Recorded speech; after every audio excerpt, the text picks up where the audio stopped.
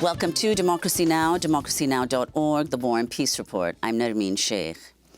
Israeli Prime Minister Benjamin Netanyahu has rejected a proposal by Hamas for a three-phase ceasefire where Hamas would release all hostages in exchange for Palestinian prisoners. Hamas is seeking an end to the Israeli assault and for all Israeli troops to leave Gaza. On Wednesday, Netanyahu said the war on Gaza would continue and ordered Israeli forces to prepare to attack the southern city of Rafah. I would like to emphasize again that there is no solution other than total victory. At a news conference yesterday, released hostages pleaded with Netanyahu to prioritize the release of remaining captives in Gaza.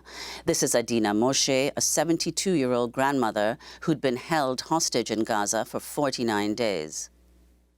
I'm very afraid that if you continue on this path to dismantle Hamas, there will be no more hostages to release.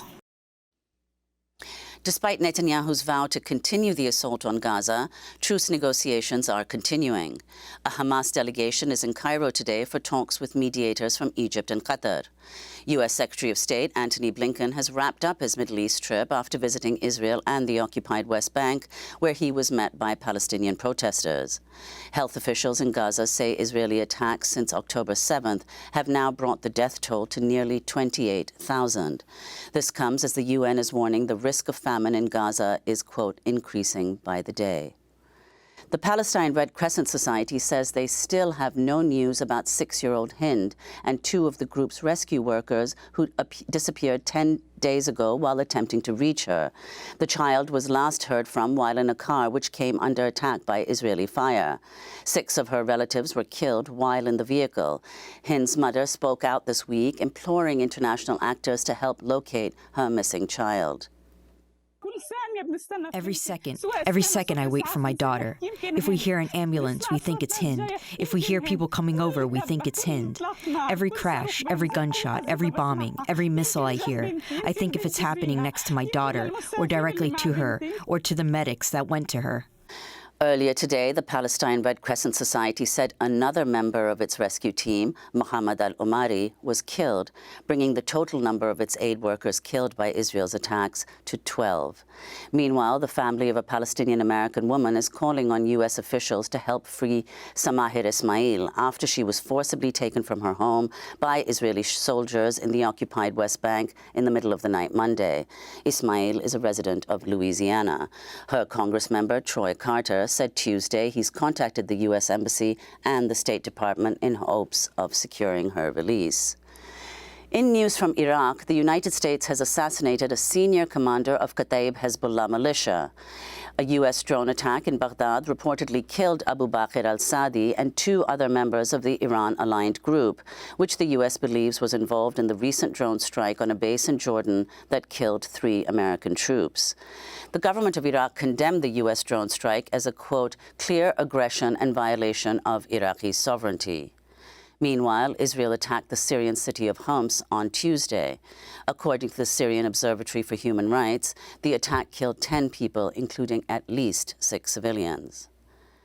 In other news from the region, Saudi Arabia has reaffirmed it will not establish diplomatic relations with Israel until an independent Palestinian state is recognized. Protests against the war are continuing throughout the U.S. Here in New York, at least 100 Jewish American activists and their allies were arrested Wednesday as they blockaded a road on President Biden's motorcade route as he attended fundraisers. In Chicago, 33 people were arrested as they blocked entrances to the Woodward manufacturing plant, which makes military equipment that has been used by Israel in Palestine. In California, Code Pink and other activists blocked an entrance to the Travis Air Force Base in Fairfield. It's our responsibility when our government is so horrendously breaking international laws to step up and say no. Not in our name, not with our tax dollars. No weapons to Israel.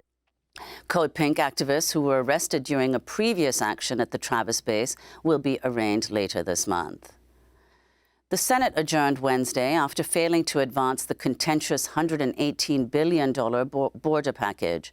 Republicans, who demanded the hardline immigration measure in exchange for funding for Ukraine and Israel, U-turned on the bill after Donald Trump directed them to reject it.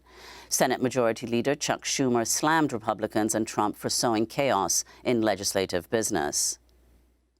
If there's one other person besides Donald Trump who is rooting for chaos in the Senate, it is Vladimir Putin. If we fail in this moment, if we abandon our friends in Ukraine to Vladimir Putin, history will cast a shameful and permanent shadow on senators who block funding. It is a matter of the highest national urgency that we get this right. Schumer said he would call a separate vote today on military funding for Ukraine, Israel, and Taiwan without any border provisions. As the $118 billion border bill failed Wednesday, more than 800 faith leaders and groups called on Congress to pivot to a more humane immigration package, quote, that respects the sacred dignity of all people. President Biden is sending a delegation to the swing state of Michigan today to meet with Arab and Muslim leaders amid growing opposition to U.S. support for Israel's war on Gaza and to Biden's candidacy. Dearborn Mayor Abdullah Hammoud, who previously refused to meet with Biden's campaign manager, announced Wednesday he's joining over 30 other Michigan officials who are vowing to cast an uncommitted vote in the state's primary on February 27th. The effort is being led by the group Listen to Michigan, which is headed by Congressmember Rashida Tlaib's sister, Leila El-Abid. In other election news, Democrat Marianne Williamson has suspended her presidential campaign against Joe Biden. Pakistan cut off cell phone and internet service earlier today, just as voting began in a national election marred by a controversy. Opposition candidates say the telecommunications cutoff is just the latest move by Pakistan's military-backed interim government to rig the election. Pakistan's Interior Ministry said the move was needed to, quote, mitigate potential security threats. On Wednesday, a pair of bombings outside campaign offices in the province of Balochistan killed 30 people. In the Democratic Republic of the Congo, tens of thousands of people continue to flee violence in the east of the country as M23 rebels advance toward Goma, the capital of North Kivu. M23, which is accused of having ties with Rwanda, reportedly surrounded the city of Sake, considered the last line of defense before reaching Goma. Many in eastern Congo have been forced to flee multiple times amid mounting violence from some 120 armed groups that operate in the region. This is an internally displaced person. There was a lot of gunfire at home. The M23 had arrived, burning the houses. They made us give them all the money. Some of us even lost our children. There were many dead and wounded. When they entered a house, they took everything, killed people, and took away livestock.